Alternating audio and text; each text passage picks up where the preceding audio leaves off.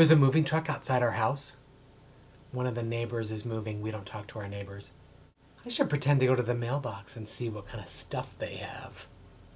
This is 10% luck, 20% skill, 15% concentrated power of will, 5% pleasure, 50% pain, and 100% reason to remember the name. Okay, so I didn't actually go out and spy on my neighbors moving. But the point is, I would have if it hadn't started raining horribly. I'm not gonna lie and say I don't procrastinate. I did in the title though. But that's because I'm also a liar. I'm a procrastinator and a liar. So I feel like that I procrastinate in ways that are different than the other ways you've heard about this week. I mean, I do some of the same stuff too. I do get lost on the internet and stare at it so long that my eyes cross and it just becomes a blur, and I might as well be staring at a blank wall. But I do other things too that are productive. I should have titled this video, Productive Procrastination. That's right. As you can see, since I recorded that opening piece, I've decided that I stank. 1, I was scruffy, too scruffy to go to work tonight, and 3, my hair looked crazy. And none of you told me.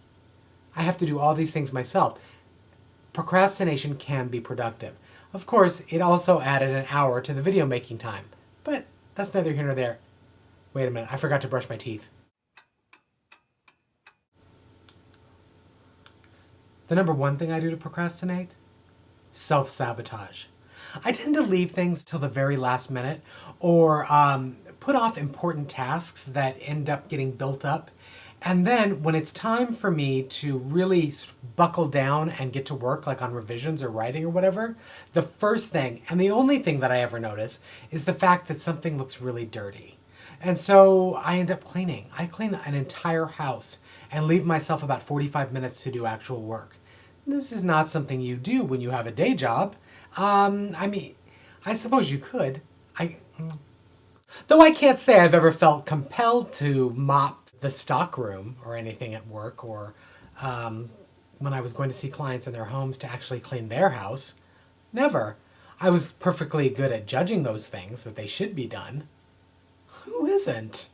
Speaking of work, another thing that I do to really mess myself up and procrastinate is that I overextend myself. I agree to do things that I really don't have time for, like work. Like working at a Halloween store in the same month and time frame that I've got a major revision due to my publisher. And I could totally rationalize it because I need the money to do things like go to BEA or to go to conferences or promote the book, because my publishing house isn't going to pay for me to do any of that stuff. Really, rationalizing stuff is another procrastination tool because I could talk about all this stuff all day. Talking is another way of procrastinating because I can talk constantly. I think I could procrastinate basically just in self-analysis. I think self-analysis is one of my big things too. So what are we looking at here? We're looking at self-sabotage, overextending myself, and self-analysis. Those are my 3 big procrastination things. Plus all the other stuff. Reading is huge. Reading is a big one. I feel compelled to read like 5 or 6 books a month, but I'm a super slow reader. And then I agree to do things like ARC exchanges and stuff and read people's books. And oh my God, when those get thrown on top of it, forget it. Oh my God.